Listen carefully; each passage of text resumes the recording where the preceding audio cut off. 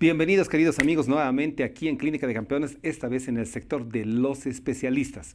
Y para hoy tenemos invitado al doctor Jorge Luis Reque, que él es director de un centro psiquiátrico infantil, porque obviamente él es psiquiatra infantil y estuvo con nosotros en algún programa al respecto de estos temas de deportes, psiquiatrías infantiles, niños, adolescentes y bueno, hoy tocando el tema de anorexia, bulimia y deportes. Qué importante este tema y a veces que no es tan visto en diferentes ramas deportivas.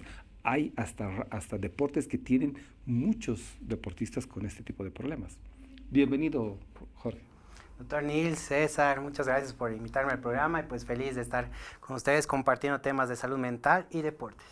Qué bien, gracias, doctor. Bueno, cuando hablamos de bulimia y anorexia, como que nos asustamos un poquito. Y más aún en esta oportunidad, cuando hablamos de bulimia, anorexia y deportes. Doctor, vamos a comenzar con las preguntas, por favor. ¿Por qué algunos deportistas entran en problemas de trastornos alimentarios? Una pregunta muy compleja porque realmente los factores de riesgo son muy grandes. No hay una sola causa que te lleve a ese problema. Realmente en esta experiencia que uno va adquiriendo en la salud mental, en nuestro profesionalismo, vemos muchos factores de riesgo y también involucra una historia. Estos problemas siempre tienen una historia muy crónica. Es decir, hay datos que te impulsan desde la genética. Hoy en día los trastornos alimenticios están vistos desde la genética, como mis papás o un familiar han tenido estos problemas y por genes se van transmitiendo. A esto, cómo ha sido el embarazo, cómo ha sido el nacimiento, la historia, la infancia, qué problemas sociales han pasado en esa etapa crítica. Y luego cuando empieza el problema, generalmente tienen como edades de riesgo y una de las más grandes siempre es la adolescencia. La adolescencia es una etapa crítica donde generalmente es el desarrollo social, las críticas, el exponerme a los demás. Y allí es donde generalmente los problemas de salud mental alimenticios empiezan a quizás dar indicios, pero tienen una historia. Que puede ser hasta genética. Muy bien. Bueno, Jorge, ¿cómo podemos diferenciar la personalidad o cómo pueden ser este tipo de personas que son... hay deportistas que hacen ejercicio para adelgazar, pero atletas que asocian el bajo peso a un buen rendimiento? ¿Cuáles son las diferencias? Realmente involucra muchos aspectos, incluso desde la constitución física. ¿Cuáles son los objetivos de este atleta para llegar a alcanzar sus sueños, si es de alta competencia, mediana? Y les decía que este problema de la conducta alimentaria realmente llega a ser un secreto. Es muy difícil que salga a luz, es muy difícil detectarlo, porque generalmente es algo que la persona puede camuflarlo, lo oculta bien, y muchas veces no nos damos cuenta, porque una cosa lleva a la oscuridad, diría yo, porque el deportista, tú no sabes qué hace en su momento de soledad en la casa, realmente comerá, lo vomitará, utilizará otros suplementos para compensar. O sea, realmente es un tema bien complejo, pero yo diría que es una sombra que bien difícil de detectar. Y cuando aparece el problema es como cualquier otro, lo suelen negar. Dicen, no, tú estás mal, yo soy así, es mi peso. No, pero te veo que comes mal. Y es una situación de el va y viene con la crítica social. Te veo delgado, estás entrenando, estás comiendo bien, como que te veo, no estás como antes, ¿no? Y como todo es muy subjetivo, está la balanza y todo, entonces realmente no hay un parámetro fino para decir, oye, aquí hay un problema, o realmente no, o estoy yo mal y estoy exagerando y estoy perjudicando a mi atleta, realmente yo lo estoy exagerando. Entonces, como les digo, es un camuflaje. Es muy difícil. Bueno, doctor, pero a ver, ¿cuáles son los efectos entonces de los trastornos alimentarios en la actividad deportiva, doctor? Yo creo que impacta tanto a nivel físico y mental, ¿no?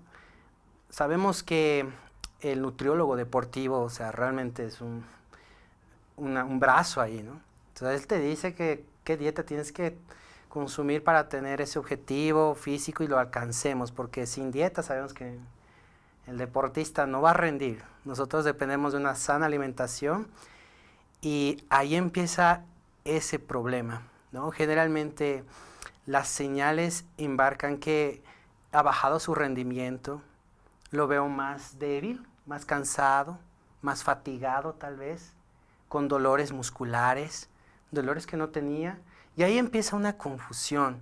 Como les digo, como es algo muy camuflado, puedo decir, debe ser el ejercicio, estamos exagerando mucho, tal vez en este rendimiento, descansamos, ¿no? Y a veces se nos pasa como de largo, ¿será la dieta también? Como porque les digo, al final, el deportista es el que guarda el silencio. Y a nivel físico, pues bueno, esos síntomas que puedes evidenciar en la competencia. Pero a nivel mental es mucho más complicado, ¿no? Podríamos decir, lo veo más disperso, menos concentrado, lo veo desmotivado, ya no tiene esas ganas, esa energía, esa alegría. Antes soñábamos para ir a las Olimpiadas, pero ahora lo veo como que le da igual. Ya no quiere, ya no tiene esas ganas, ya no es contagioso. Algo tiene. Entonces de ahí mismo salen las señales. Algo pasa a mi deportista. No está teniendo ese mismo rendimiento, no lo veo igual. Y como todo esto es un juego de emociones, generalmente es decir, lo siento diferente a mi deportista. Algo me preocupa, hay algo que no cuadra. Y eso también es una señal como decir, está bien, investiguemos. Muy bien. Y justamente en esta investigación, Jorge, ¿cuáles son las alteraciones en el organismo del anoréxico? No hablando hablando principalmente de los deportistas, pero esto se da en pacientes deportistas y no deportistas. ¿Cuáles son las principales alteraciones al organismo? Si nos vamos principalmente por la anorexia, pues podemos ver una pérdida total de esa proteína muscular, ¿no? Unas fibras musculares, yo diría, frágiles, que condicionan a lesiones no solamente del hueso, sino también del músculo.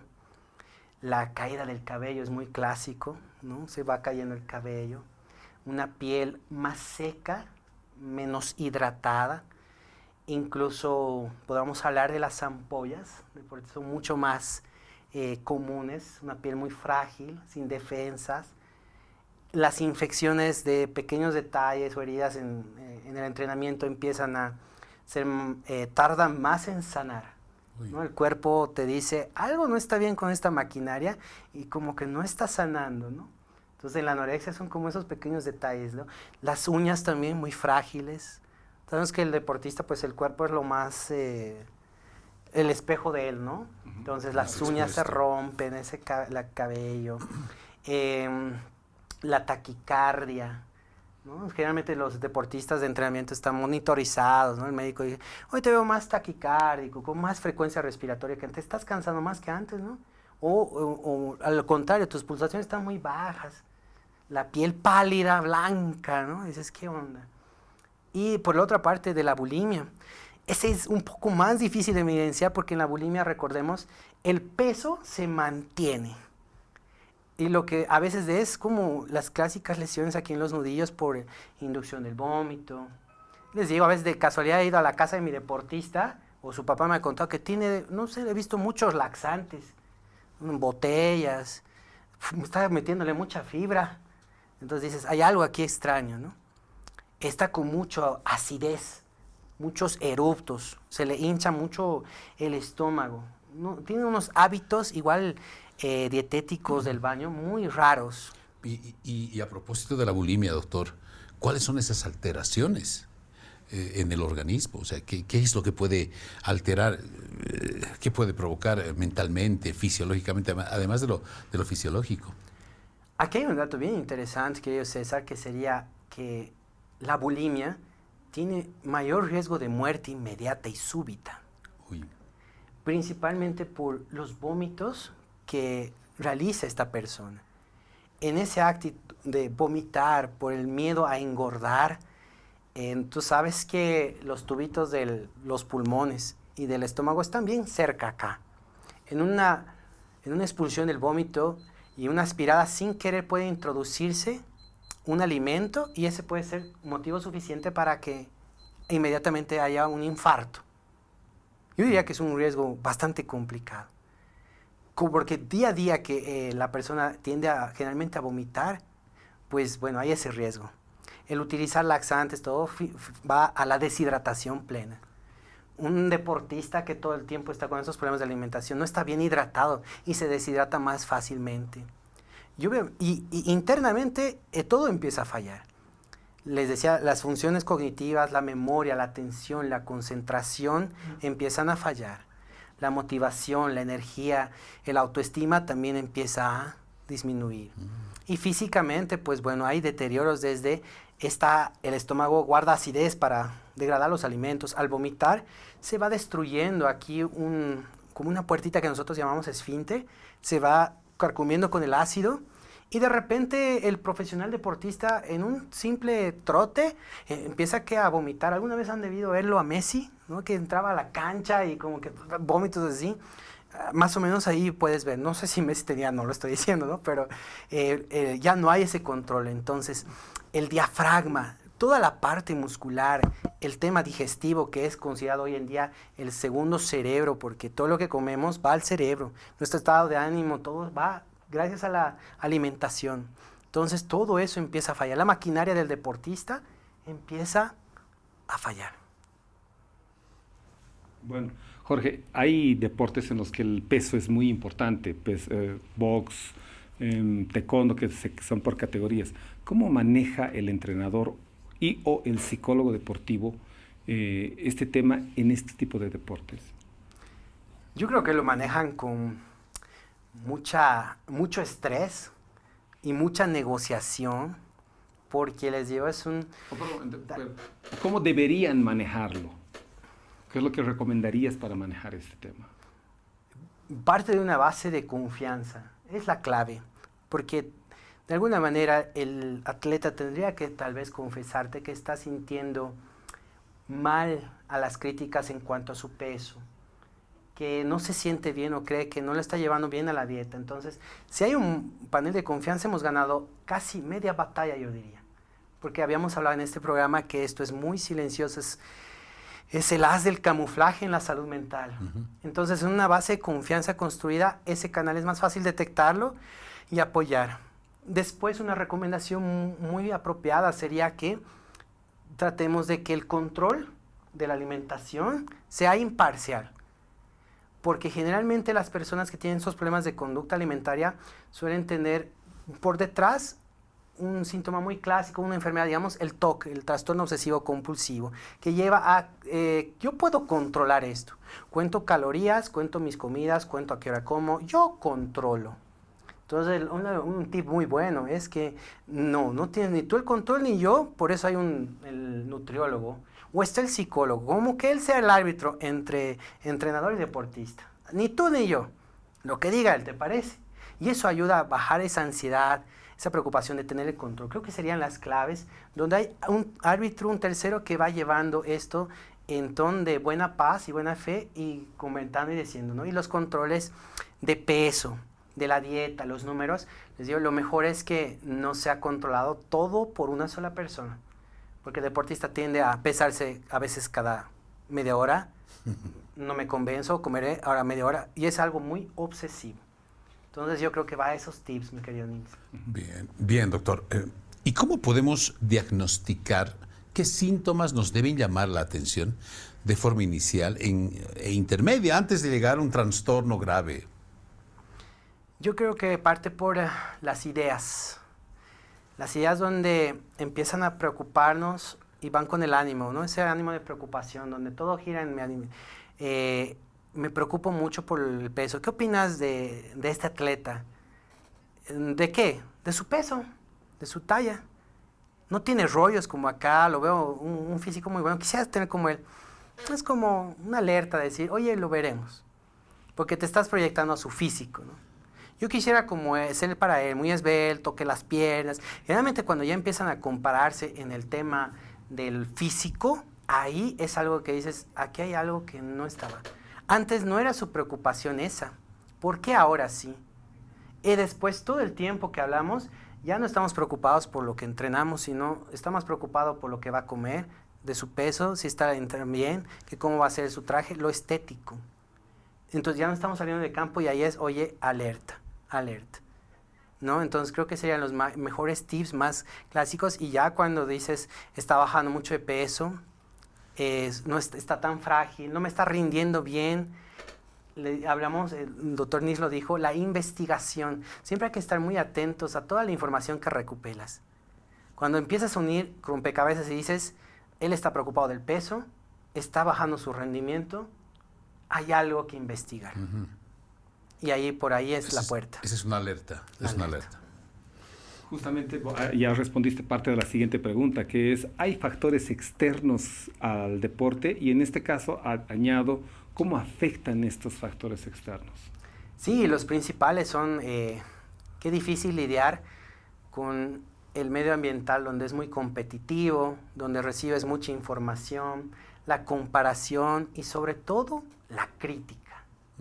La crítica de la población, donde dice, ¿cuántas veces hemos escuchado de nuestros futbolistas bolivianos? Está gordito, está muy flaco, ya no es lo mismo de antes, el apodo de los troncos, ¿no? O sea, siempre el sandías.